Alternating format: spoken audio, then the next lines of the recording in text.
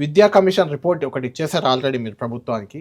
ప్రభుత్వం వద్ద ఉంది. 354 పేజీలు నేను చూసాను. అందులో చాలా వరకు చాలా అంశాలు ఉన్నాయి. 1, 2 అని కాదు, అసలు సమూలంగా మీరు గ్రౌండ్ నుంచి పై వరకు అంటే ఇంటర్మీడియట్ వరకు కూడా అన్ని అబ్జర్వ్ చేశారు. చాలా అంశాలు పెట్టారు, చాలా సూచనలు చేశారు. సరే, అందులో ప్రభుత్వం ఎన్ని తీసుకుంటుంది, ఏం చేస్తుంది అనేది ప్రభుత్వ డిస్కషన్ అనుకోండి. దాదాపు ఏడాదిన్నర కాలం మీరు ఈ గ్రౌండ్ వర్క్ చేశారు. చాలా పాఠశాలలు కూడా సందర్శించారు.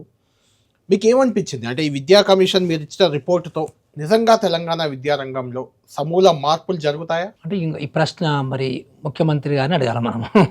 కమిషన్ అనేది ఎప్పుడైనా కానీ గవర్నమెంట్ ఇంప్లిమెంట్ చేస్తుందా, చెయ్యదా, లేకపోతే వారికి నచ్చుతుందా, వారికి నచ్చదా, లేకపోతే ఇతర వేరే వాళ్ళకి నచ్చుతుందా, నచ్చదా, ఆ రకంగా కమిషన్ పనిచేయకూడదు. మా కమిషన్ కూడా ఆ రకంగా పనిచేయలేదు. మేమేమనుకున్నామంటే స్టూడెంట్స్ వాళ్ళు సెంటర్లో ఉండి వాళ్ళకి ఏది మంచి జరుగుతుందో అదే. ఈరోజు వాళ్ళకి చెడు జరగడమో లేకపోతే వాళ్ళకి అందాల్సినటువంటి నాణ్యమైన విద్య జరగకపోవడానికి గల కారణాలను వాటిని మేము అధ్యయనం చేసి వాటికి సంబంధించినటువంటి పరిష్కార మార్గాల్ని మేము సూచించామన్నమాట. ఇప్పుడు మనకు విద్యకు సంబంధించి ఒక దగ్గర సుమారుగా 1000 సంవత్సరాల చరిత్ర ఉంది ప్రపంచంలో.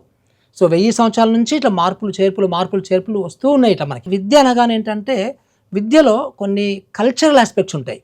అంటే ఆ సమాజం యొక్క సంస్కృతిని బట్టి, ఆ సమాజం యొక్క కల్చర్ని బట్టి కూడా మనము కొన్ని సంస్కరణని సూచించాల్సిన అవసరం ఉంటుంది.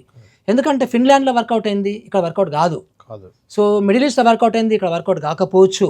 సో ఫ్రాన్స్లో వర్కౌట్ అయింది, ఇక్కడ వర్కౌట్ కాకపోవచ్చు. ఆఫ్రికాలో వర్కౌట్ అయింది, ఇక్కడ వర్కౌట్ కాకపోవచ్చు.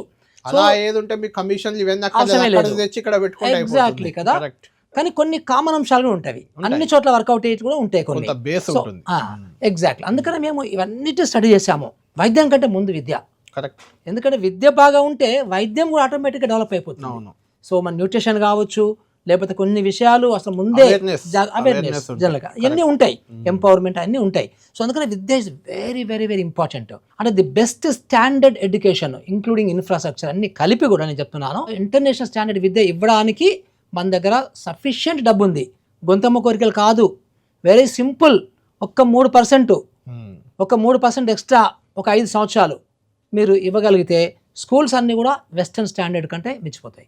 Not a problem at all. Only 3%. Yeah, that's what I wanted to tell you also, everybody, through this TV.